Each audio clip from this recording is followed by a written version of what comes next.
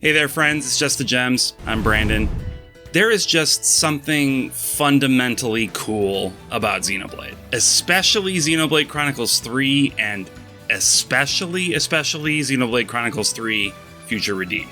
For all the occasional cringe that they still engage in from time to time, I feel like Monolith Soft has really stepped up their game in terms of just like the coolness factor from the days of Xenosaga Episode 1, which, don't get me wrong, I love Xenosaga Episode 1, but just the cinematic mastery on display here is just stunning. I wanted to drop in and just give my brief first impressions. I would love to have a conversation with some people about this, just because it's so cool. I don't want to delve into deep spoilers. I'm only a couple of hours into the game myself, so I don't know a ton that I think anyone would consider more spoilery than the trailers they've shown, but still, if you're completely spoiler-averse, I don't blame you for bouncing off of this video. Chances are you never clicked on it to begin with, so let's start out with the main characters that you meet in the beginning. So you've got Matthew and you've got A.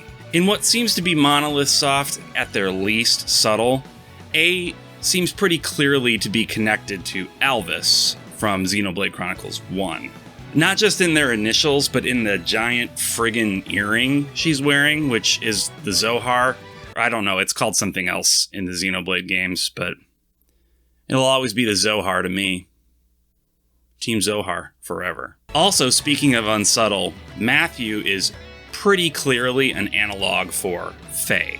That's Faye from Xenogears, which was the first Takahashi-helmed game and the origin of the whole Xenoverse. They've been exploring very similar themes in the Xeno games essentially since day one, and they've gotten a lot more adept at telling stories along the way, so it's been really cool to see this progression. And now for them to bring in a character like Matthew, who is pretty clearly a stand-in for Faye from the first game, to kind of wrap up this story is just, it's a really cool touch. He's even got the same fighting stance animation that he had in Xenogears.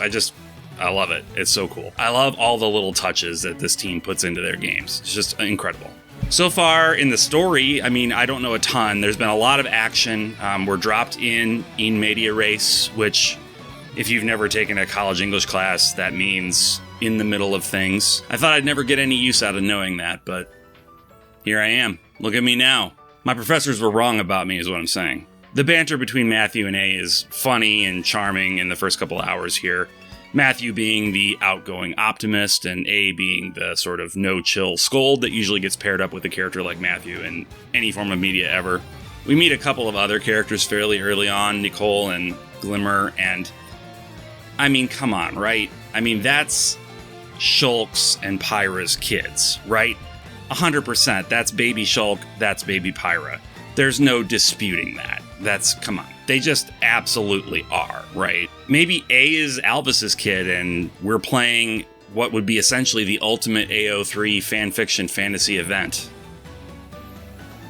of the ages. The battles are as fun as ever. The battle system in Xenoblade 3 is the one that finally got through to me. It's the one that finally made me appreciate battles in Xenoblade. I tolerated the battle systems in the first games, but they just never clicked with me, and I never felt like I was using them the right way.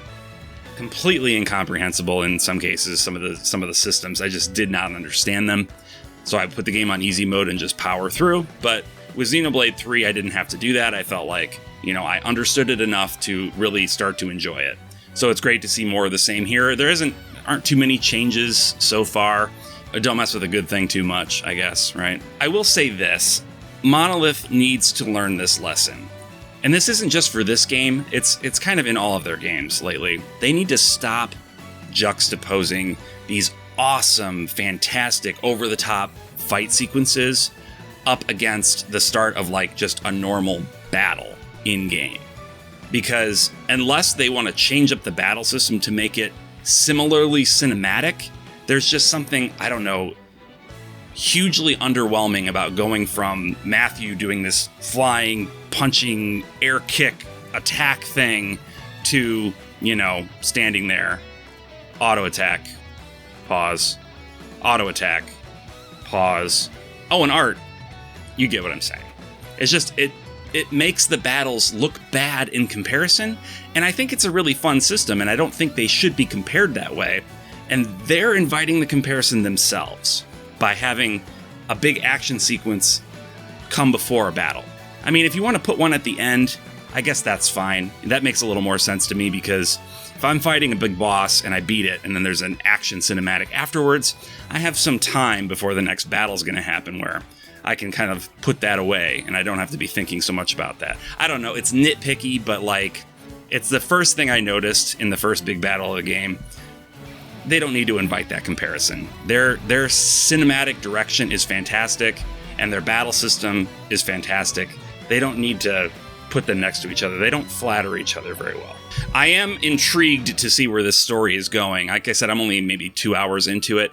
I would have preferred, I guess, if Chapter 2 hadn't started with a flashback where a group of characters stand around telling each other things, like facts about the world that they all already knew, but it was for the benefit of the audience. That's like the worst storytelling faux pas that you can commit. And honestly, this writing team is above that. They should not be doing that. It is terrible. All writers out there, please stop doing that. Please stop having characters explain things to each other when they all already know and you're just doing it for the audience. Give me a block of narration. That's what I love about the beginning of Xenogears. There's a whole ton of just stupid narration at the beginning, but they don't try to have the characters say it to each other. They just, here you go. Here's this stuff that you should know. It's not great, but I still think it's better than this kind of ham-fistedly making the characters re-explain it to each other. But other than that gripe, I mean, this is so far shaping up to be another fantastic story experience from one of my favorite storytelling teams in the industry. What do you think? Have you played Future Redeemed yet? If so, no spoilers, but I would love to talk with you about it. Leave me a comment below. If you found any of this entertaining, would you consider subscribing, maybe liking any of that stuff? I'd really appreciate it. Anyway, until next time.